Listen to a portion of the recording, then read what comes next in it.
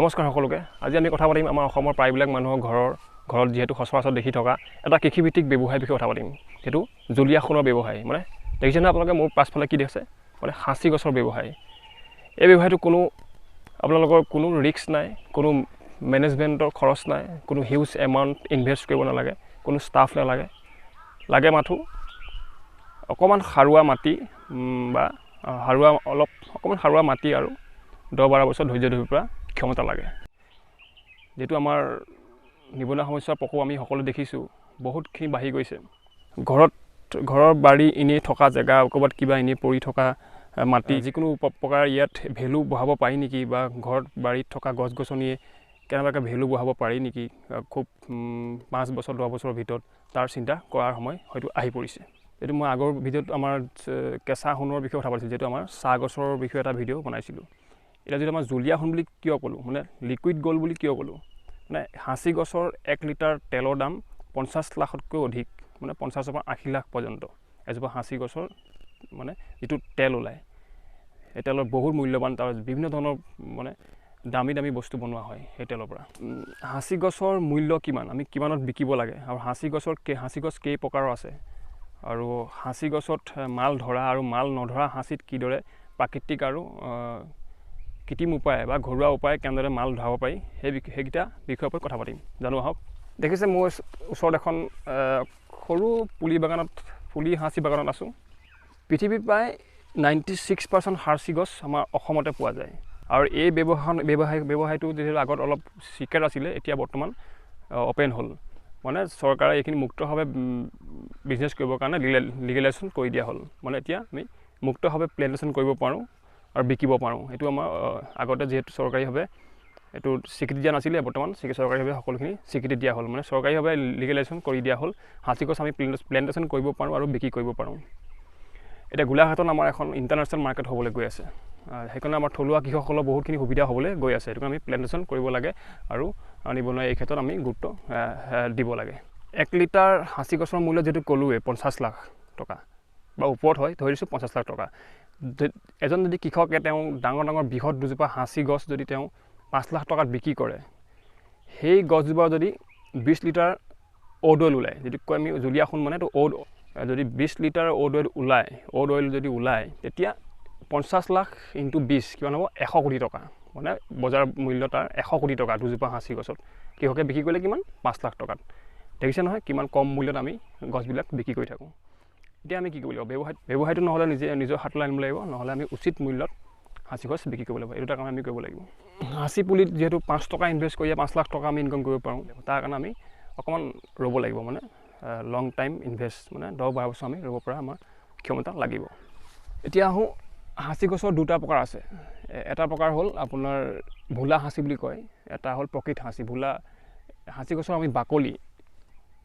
গছৰ বাকলিটো আমি চুবাই চাব লাগে। যিটো গছৰ বাকলিটো অলপ মিঠা, যিটো বাকলি মিঠা পোৱা যায়, সেইটো হ'ল মানে ভোলা সাঁচি। যিটো সাঁচি গছৰ বাকলি আমি মুখত দিলে অলপ তিতা ভাৱ আহে, সেইটো হ'ল পিয়ৰ সাঁচি, প্ৰকৃত সাঁচি। সেইটো সাঁচি গছত প্ৰাকৃতিকভাৱে পোক ধৰিবই, যিটো পখিলাই ফুটাবই, তাত মাল ধৰিবই।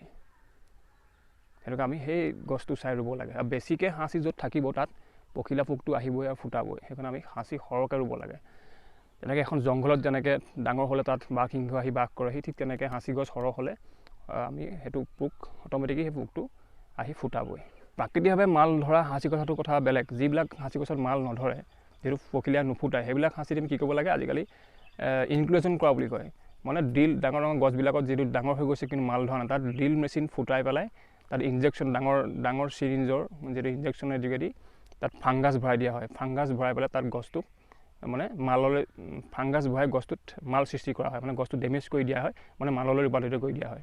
ইনজেকশ্যনৰ যোগেদি ফাংগাছ ভৰাই পেলাই গছটো ডেমেজ কৰা হয়। মানে যেনেকৈ পোকে ফুটালে যেনেকৈ গছটো ডেমেজ কৰে, ঠিক তেনেদৰে সেই ফাংগাছটো সোমাই দিয়া মতলব গছবিলাক মাল ধৰিবলৈ আৰম্ভ কৰে। তেনেকুৱা ছিষ্টেমতো কৰিব পাৰি। এইটো ইনক্লুজেন কৰা বুলি কয়।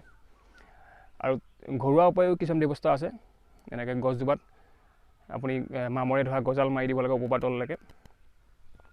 মামৰে ধৰা গজাল মাৰি তাত 2-1 বছৰ ৰাখি দিব লাগে। তাৰপিছত সেই সাঁচি গছৰ ৰস আৰু গজালৰ যিটো মামৰ আৰু সাঁচি গছৰ ৰসে মিলি পেলাই তাত ফাংগাছ সৃষ্টি হৈ মাললৈ ৰূপান্তৰিত হয়। তেনেকৈও মানে মাল ধৰে হাঁচিত, সেইটো কৰিব পাৰে। নহ'লে আগৰ মৰা বুলি এটা পদ্ধতি আছে, যিটো মানুহ আছে আগৰ মৰা মানুহক আপুনি দিব পাৰে। ডাঙৰ ডাঙৰ গছ যদি আপোনাৰ আছে তাত তেওঁলোকে বটালি ব্যৱহাৰ কৰে। বটালি ব্যৱহাৰ কৰি গছজোপা কাটি দিয়া হয়, দকৈ ঠায়ে ঠায়ে কাটি দিয়া হয়। চাই চিতি কাটে তেওঁলোকে, যাতে গছ ভাগি নপৰাকৈ, ক'ত কাটিলে সেৱাই নেপেলায়, সেৱা বতাহ লাগিলেও গছ ভাগি নপৰে, তেওঁলোকে ছিষ্টেমত বটালি মাৰে। তেনেকৈ আপুনি বটালি মৰা ব্যৱস্থাও কৰিব পাৰে, মাল ধৰাব পাৰে। ধৰি লওক প্ৰাকৃতিকভাৱে এজোপা গছৰ মূল্য যেনিবা সৰু পুলিটাত আপুনি যেনিবা 2,000 টকা পালে, আৰু প্ৰাকৃতিকভাৱে মাল ধৰা গছত যদি আপুনি নিজে সৃষ্টি কৰি নিজে আপুনি এইবোৰ কৃত্ৰিম বা অকৃত্ৰিমভাৱে আপুনি যেতিয়া মাল সৃষ্টি কৰাব এইবিলাক গছত আপুনি 1800 টকা পাব বা 1700 টকা পাব, অকণমান কম পায়, বিশেষ একো ডিফাৰেঞ্চ নাথাকে। আমি সেইদৰেও আমি মাল সৃষ্টি কৰি ল'ব পাৰোঁ সাঁচি গছত। ক'লোৱে যিহেতু মাল ধৰা সাঁচি কথাৰ বিষয়ে। মাল নধৰা সাঁচি গছত সাঁচি কাঠো আপোনালোকৰ বিক্ৰী হয়। মাল নধৰা সাঁচি কাঠো আপোনাৰ কেজি চিষ্টেমত বিক্ৰী হয়। সেই মাল নধৰা সাঁচিবিলাক যিবিলাক আছে সেইবিলাক গছৰ কাঠৰ তেলৰ পৰাও বিভিন্ন ধৰণৰ বহুত দামত বিক্ৰী হয় সেইবিলাক তেল। যেনেকৈ বিভিন্ন ধৰণৰ আমাৰ যেনেকৈ ৰজনীগন্ধা, চুফাৰী ইত্যাদিত দিয়া হয়, খুব কম এমাউণ্টত দিয়া হয়। আৰু আপোনালোকৰ বিভিন্ন সুগন্ধিজাতৰ পাৰফিউম, চাবোন, বিভিন্ন ধৰণৰ ব্যৱহাৰ কৰা হয় মাল নধৰা সাঁচি গছৰ তেলৰ পৰা। মাল ধৰাটো কথা ক'লোৱেই, বহুত কাম হয় মাল ধৰা সাঁচি গছৰ পৰা। যেনেকৈ 1 লিটাৰ উড অইলৰ মূল্য যেনেকৈ 50 লাখ টকা, তাতকৈ ওপৰত। তেনেদৰে সাঁচি ভাল কাঠৰ মূল্যও 36ৰ পৰা 40 লাখ টকা। মানে মাল ধৰা সাঁচিটোৰ কথা কৈছোঁ, যিটো মানে সাঁচি কাঠ মানে যিটো কাঠত মানে ফাংগাছ সৃষ্টি হয়, যিটো মাল হৈছে, সেই মাল ধৰা সাঁচি কাঠটোৰ 1 কেজি মূল্য 36ৰ পৰা 40 লাখ, হয়তো ইয়াতকৈ বেছি ওপৰতো যায়গৈ।